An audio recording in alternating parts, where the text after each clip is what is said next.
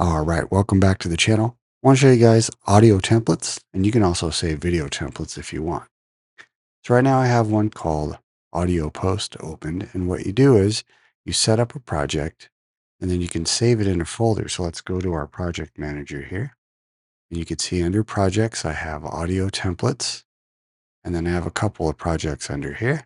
So right now we're under Audio Post. Normally, once you save it, you can right click and say Open in Read Only mode and then start working on it and save it as your new project. And I have 3 tracks here. I got one labeled VO, another stereo track for music, and a third mono track.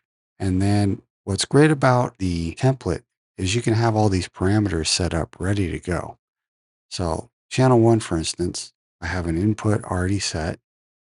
So it's patched from here going to the destination tracks labeled VO, but that would be channel 1. And then we have dynamics with a compressor on. I have an EQ with a curve set.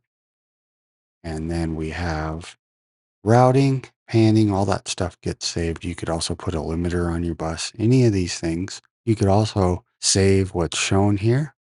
On the new Resolve update, this voice isolation and dialogue leveler are visible by default. You can always deselect them here, and that gets them out of the way if you happen to not like it right here when it's not being used.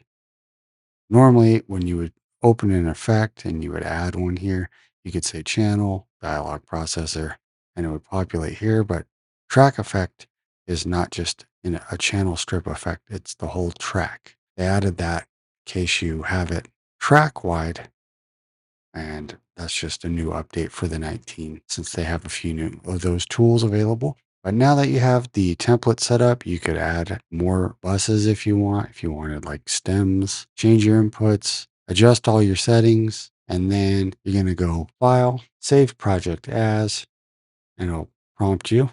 I'll call this Modified. Hit Save. So now you can see the name changed at the top to Audio Post Modified. We open our project manager. We now have Audio Post Modified and our original Audio Post file. So if I needed to go back and start from scratch, I could open this. And then if we close this project, this is what I was telling you a minute ago.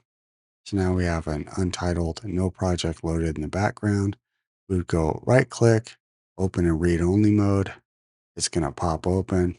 This is so you can't make any accidental changes to this template. And you could see it says read only at the top here. You would then make your changes and modify it as your new template or whatever your new project's going to be. And you would hit File, Save Project As, and then give it the new name. And then you can always revert back to this default state. Once you've laid out your tracks, you can change your view. If you don't see your mixer, you can click on this little mixer. And if you want even more screen real estate, let's say you're getting into like a larger track view here, you can click off these meters and that gives you a pretty good amount of room to visually work. Same here with the media pool. And you actually don't need to see the mixer if you wanted just full screen real estate. So that's how you can save audio templates, make your life a lot easier, staying organized, pre-labeled tracks, pre-labeled effects, and routing, all that kind of stuff. All right, as always, I thank you guys for watching, and I'll see you on the next video.